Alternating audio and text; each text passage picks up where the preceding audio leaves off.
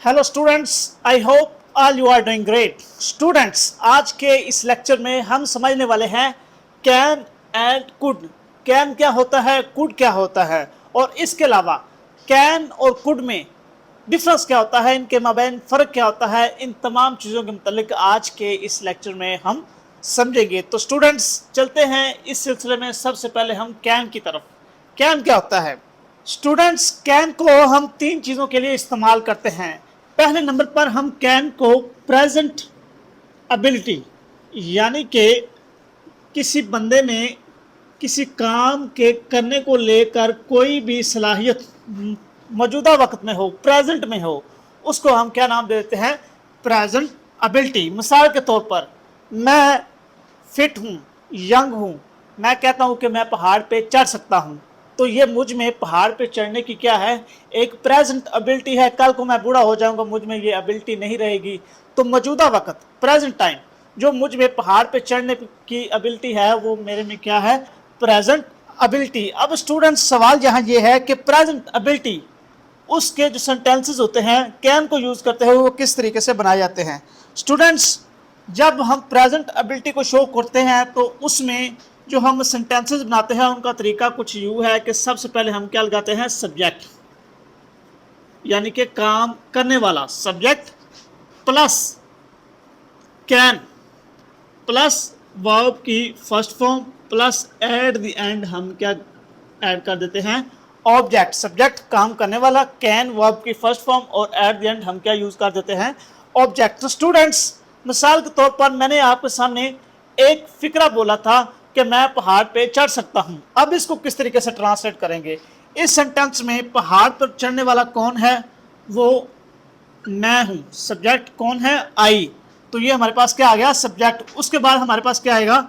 फार्मूले वाला can. I can. अब हमने क्या ऐड करना है? वर्ब। वर्ब यानी कि मेरा एक्शन क्या है, मेरा काम क्या है, मैं क्या कर सकता हूं? मैं चढ़ सकता हूं।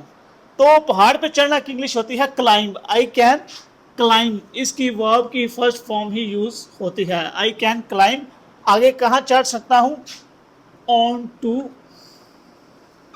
The mountain. तो स्टूडेंट्स, आपको समझ आ रही होगी कि किस तरीके हमने कैन को यूज करते हुए प्रेजेंट एबिलिटी को शो किया। ऐसे ही एक सेकंड जुमला ले लें, आसमा खाना पका सकती है। तो इस सेंटेंस में हम क्या करेंगे कि हमारे पास जो खाना पकाने वाला सब्जेक्ट कौन है? वो है हमारे पास आसमा। ठीक है जी। सबसे पहले हमारे पास क्या आ जाएगा? सब्जेक्ट यानी कि आसमा। उसके बाद वैसे फौरी हमारे पास क्या? फार्मूले वाला कैन। आसमा क्या कर सकती है, उसका एक्शन क्या है, उसका वर्ब क्या है? वो हमारे पास है कुक। Asma can cook. और वो क्या पका सकती है, उसका ऑब्जेक्ट क्या है? आसमा कैन कुक द फूड। तो इस सेंटेंस में जो हमारे पास ऑब्जेक्ट है वो फूड है। तो स्टूडेंट्स, आपने समझ लिया होगा कि पहले नंबर पर जो हमारे पास कैन होता है उसको हम किस मकसद के लिए इस्तेमाल करते हैं। तो इसके बाद नंबर सेकंड पर हम जो कैन होता है उसको किसी भी तरह की परमिशन लेने के लिए भी इस्तेमाल करते हैं। किसके लिए? परमिशन, यानी कि आप कहीं जाना चाहते हैं या आना चाहते हैं या किसी भी तरह का कोई काम करना चाहते हैं, तो उस सिलसिले में आपको सम टाइम परमिशन की ज़रूरत होती है। मिसाल के तौर पर आप क्लास में बैठे हैं तो आप फिंगर रेज करते हैं और टीचर से पूछते हैं कि क्या मैं वॉशरूम में जा सकता हूँ, क्या मैं घर जा सकता हूँ। तो इस तरह के सेंटेंसेस में क्या हम ले रहे हैं? परमिशन। तो स्टूडेंट्स, जब हम परमिशन लेने के लिए कैन को इस्तेमाल करते हैं तो वो सवालिया अंदाज में हम फिक्रा पूछते हैं। मिसाल के तौर पर हम टीचर से पूछते हैं कि क्या मैं वॉशरूम में जा सकता हूँ, या मैं अपनी वालदा से पूछता हूँ कि क्या मैं खेलने जा सकता हूँ। तो यहाँ हमने क्या पूछा? मतलब सवाल पूछा। सवालिया अंदाज में हमने इजाज़त लेने की कोशिश की। तो इस सेंटेंस में जब हम सवालिया कोई भी पूछते हैं तो उसमें जो ये वर्ब होते हैं, बेसिकली ये कैन और कुड, ये वर्ब्स हैं। इनको मॉडल वर्ब्स भी कहा जाता है, ऑक्सिलरी वर्ब्स भी कहते हैं। तो ये जो वर्ब्स होते हैं, जब सवालिया हम कोई भी फिक्रा बनाते हैं तो ये सबसे पहले आ जाते हैं। तो सबसे पहले हमारा क्या आ जाएगा? कैन प्लस सब्जेक्ट यानी कि काम करने वाला, प्लस वर्ब की फर्स्ट फॉर्म ही इन टेंसेज, इन एक्सिलरी वर्ब्स और मॉडल वर्ब्स के साथ वर्ब की फर्स्ट फॉर्म ही इस्तेमाल होती है। प्लस एट द एंड हमारे पास क्या आ जाता है, ऑब्जेक्ट। तो स्टूडेंट्स, मिसाल के तौर पर मैंने जुमला बोला कि क्या मैं खेलने जा सकता हूँ, मैंने अपनी वालदा से परमिशन लेना चाहिए कि क्या मैं खेलने जा सकता हूँ। तो यहाँ हम क्या करेंगे कि सबसे पहले हम कैन लगाएंगे, कैन प्लस, सॉरी प्लस नहीं मैं ऐड करूँगा, कैन, उसके बाद हम ऐड करेंगे आई, गो, गो हमारा क्या है वर्ब, कहाँ, can I go to play, कि क्या मैं खेलने जा सकता हूं। तो स्टूडेंट्स, इस सेंटेंस में, इस जुमले में हमने कैन को सबसे पहले इस्तेमाल करते हुए सवालिया अंदाज में हमने ये जुमला बनाया और अपनी वालदा से खेलने के लिए परमिशन ली। ऐसे ही है कि क्या मैं वॉशरूम में जा सकता हूं। तो यहाँ हम इंग्लिश में जब इसको पूछेंगे तो सबसे पहले हम किसको लगाएंगे, कैन, फिर आगे सब्जेक्ट आई, वैसे का वैसे, गो वैसे का वैसे, और टू वॉशरूम, क्योंकि मैं वॉशरूम जाना चाहता हूं तो वॉशरूम मेरा क्या है, ऑब्जेक्ट है। तो ये हमारे पास एट द एंड वॉशरूम हमारा ऑब्जेक्ट आएगा। तो इस तरीके स्टूडेंट्स हम जो कैन का इस्तेमाल करते हुए हम परमिशन लेते हैं। ये हो गए दो। तीसरे नंबर पर हम इसको यूज़ करते हैं किसी भी तरह की general ability, sorry general possibility, मतलब आज बारिश हो सकती है, कल गर्मी हो सकती है, परसों आंधी आ सकती है। ये क्या है, एक जनरल पॉसिबिलिटी है कि ये काम ऐसे हो सकते हैं, लेकिन उसमें हम श्योर नहीं है, हमें यकीन नहीं है।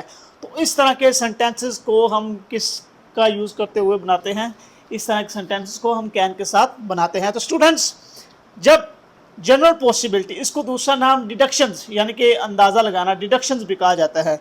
तो इस तरह के सेंटेंसेस को जब हम बनाते हैं तो इसमें भी हम क्या करते हैं कि सबसे पहले subject plus can plus verb की first form at the end, वैसे का वैसे हमारे पास सब्जेक्ट, जैसे हमने प्रेजेंट एबिलिटी में इसको किया था। मिसाल के तौर पर मेरे पास है एक जुमला कि आज बारिश हो सकती है। तो यहाँ हम क्या करेंगे, यहाँ हम ये करेंगे कि इट, इस सेंटेंस में इट क्या है, जब भी बारिश का होने में आएगा तो उसके लिए जो सब्जेक्ट बारिश का होता है वो इट होता है, इट कैन, और बारिश होना की इंग्लिश क्या होता है, रेन, इट कैन रेन, और ये इसमें ऑब्जेक्ट नहीं है तो आज की बात हो रही है तो यहाँ हम क्या लगा देंगे, इट कैन रेन टुडे। तो स्टूडेंट्स, आपने समझ लिया कि किस तरीके हम कैन को यूज़ करते हुए हमारी जो जनरल पॉसिबिलिटीज़ होती हैं उनको हम शो करने के लिए इनको इस्तेमाल करते हैं। ये कैन को इन तीनों चीज़ों के लिए इस्तेमाल किया जाता है।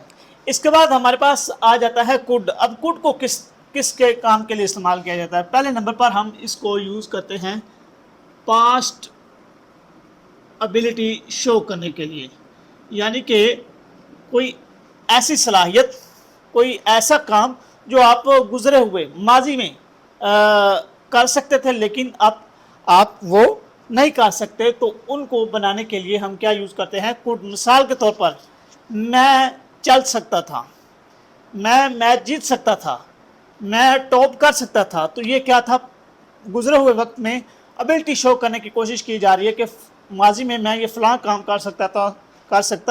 तो इस तरह के सेंटेंसेस को बनाने के लिए हम क्या करते हैं कि सबसे पहले हम सब्जेक्ट प्लस हम क्या यूज़ करते हैं, कुड, प्लस इनमें हम ऑलवेज वर्ब की फर्स्ट फॉर्म ही यूज़ करते हैं, subject plus could plus verb की फर्स्ट फॉर्म, और एट द एंड हम क्या यूज़ कर देते हैं, ऑब्जेक्ट। तब्दीली सिर्फ एक चीज़ की हुई है, यहाँ कुड था क्योंकि ये पास्ट है, और जब हमने प्रेजेंट में एबिलिटी शो करने की कोशिश की तो वहाँ हमने कैन को लगाया था। बस ये एक तब्दीली है प्रेजेंट टू पास्ट में जाने के लिए।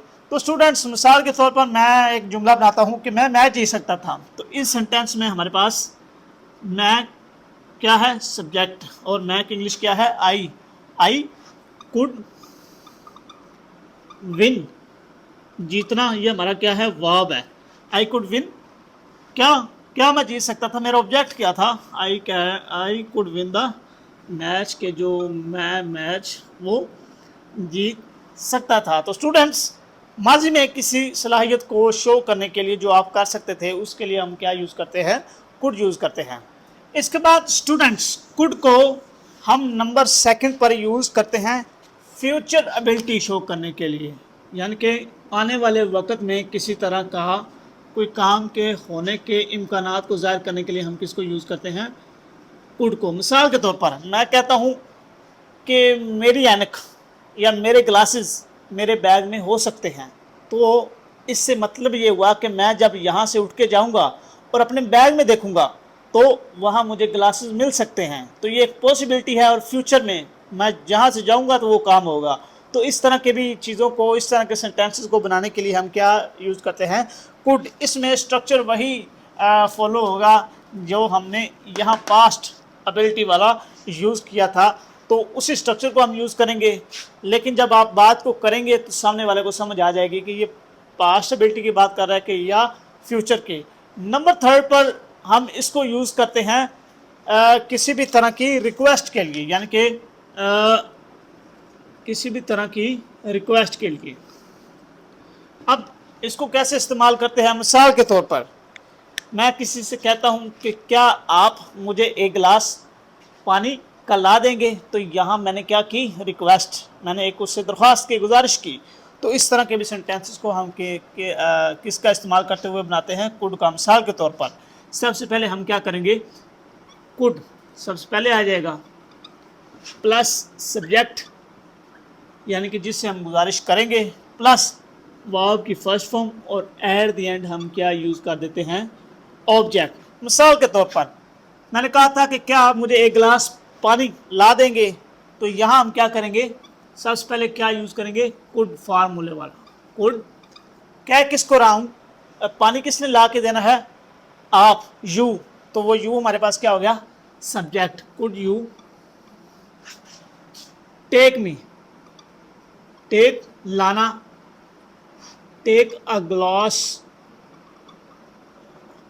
Of water.